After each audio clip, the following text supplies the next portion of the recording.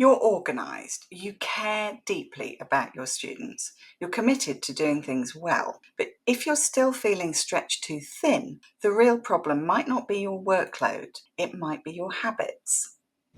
I'm Rachel Roberts, and I help freelance language teaching professionals build businesses that are profitable, sustainable, and aligned with who they actually are. If you're a freelance language teacher or business owner and you're feeling drained, not just physically but mentally and emotionally, this video may feel uncomfortably familiar, but in a good way. Because today we're talking about the hidden habits that keep us stuck in burnout. Not the big dramatic things, but the quiet patterns that we repeat without even realizing, that go deeper than our daily water intake or how often we go out for a walk. The people pleasing, the perfectionism, the over preparing, and the self-doubt, the ways we sabotage our own sustainability, often with the best of intentions. Let's gently unpack some of these habits and look at how to start shifting them without needing to become a different person. Many of the qualities that make you an excellent teacher, your empathy, your high standards, your willingness to go the extra mile, are exactly the qualities that can push you into burnout if they're not kept in check. Because when you care deeply about your work and your students, it's easy to slip into this idea that more is always better. More preparation, more energy, more emotional labor. You start tying your value to how much you give and to how little you ask in return. In a classroom, there are usually at least some boundaries in place, but in a freelance business, it's all on you. So you're operating from a place of, I must always be available, perfect, and accommodating. And that's going to bleed into everything. Your pricing, the way you communicate with clients, your working hours, your marketing, and it all becomes a recipe for exhaustion.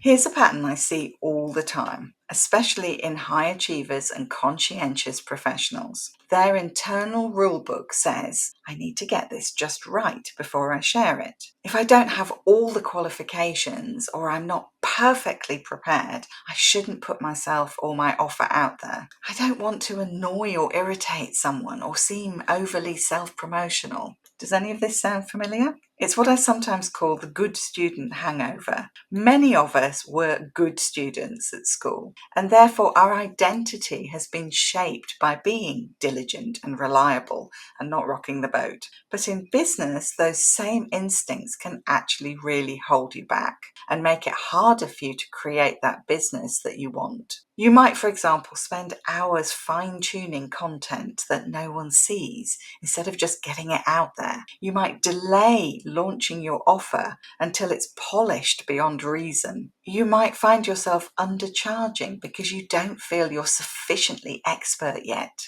You might say yes to clients who aren't a good fit because you feel bad about turning them down. These kinds of things are not business strategies. They're coping mechanisms that make you feel safe, but they also keep you small and stuck and tired.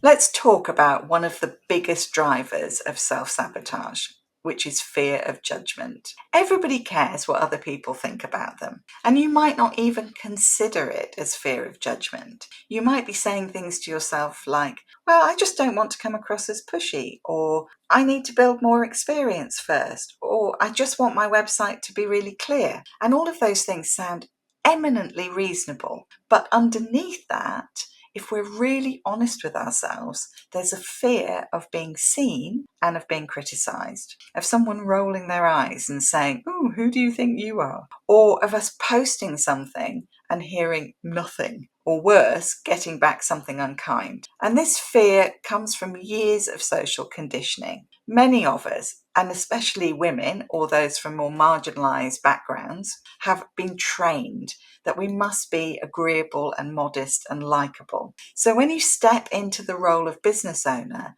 with all the visibility and confidence that that requires, it can feel incredibly vulnerable. And so to protect yourself, you might be unconsciously holding back from fully marketing your offer. You might be avoiding conversations about money. You might be staying staying busy behind the scenes instead of making those bold moves. But the thing is that while those strategies might keep you feeling safe in the short term, they are costing you in the longer term, not just in money, but in energy, in progress, and they absolutely contribute to that feeling of burnout because you're constantly doing more just to avoid feeling too much.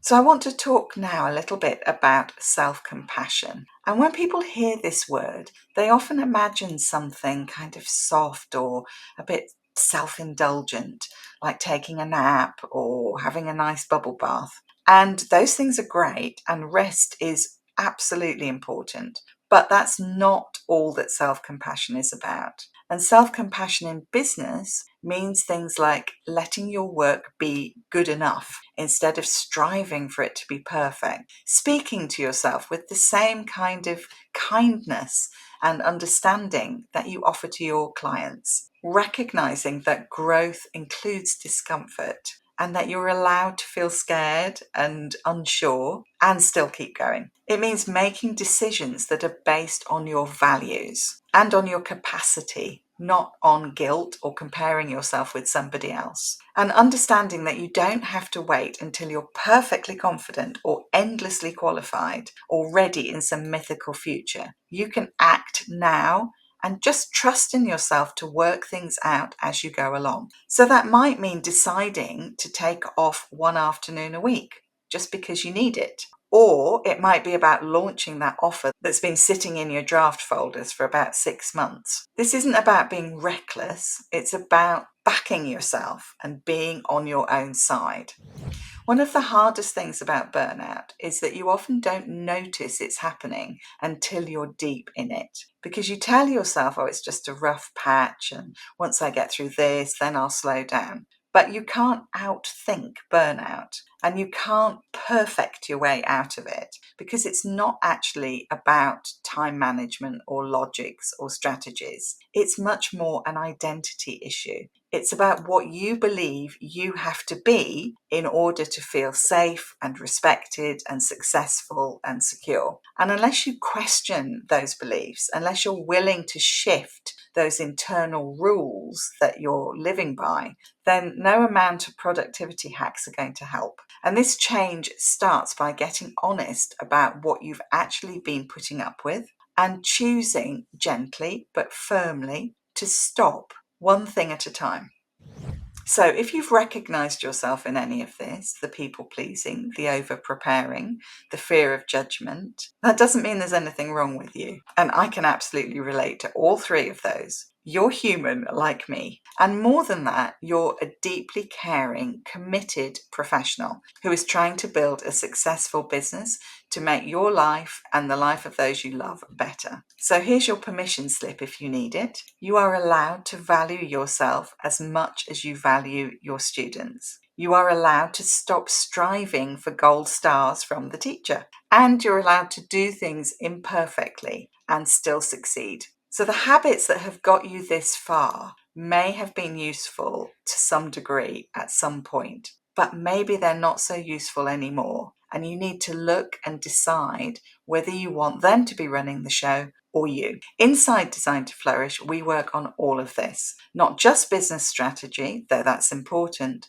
but the deeper patterns that shape how you show up, what you believe you deserve, and how sustainable your work actually feels. If this video spoke to you, I'd love you to subscribe, watch the rest of this burnout series, 2 more videos to go, and keep walking this path with me. Because the solution to burnout isn't just rest, it's realignment. And it starts here.